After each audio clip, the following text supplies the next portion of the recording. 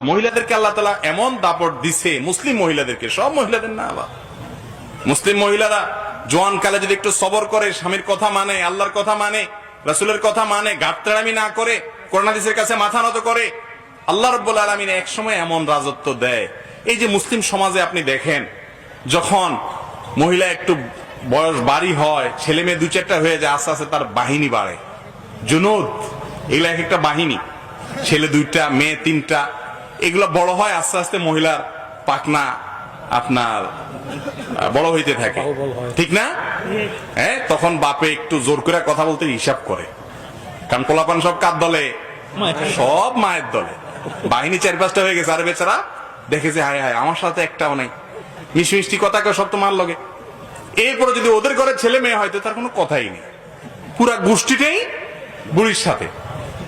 তখন এবার বুড়ির দাপট দেখে কে? সেই দাপটটা বেয়াদবি হবে না স্বামীর সাথে, কারণ বুড়া বুড়ির একটা বোঝাপড়া তখন হয়ে যায়। এটা ধমক দেয়, থামেন আপনি, আপনি কি বুঝেন? বুড়া ওইটা এনজয় করে, আলহামদুলিল্লাহ, ওইটা বেয়াদবি হবে না। এই যে দাপটটা করতেছে, এই মহিলার যৌবনকালে যদি বলতো না তোমার কথা শুনবো না, বদ্ধ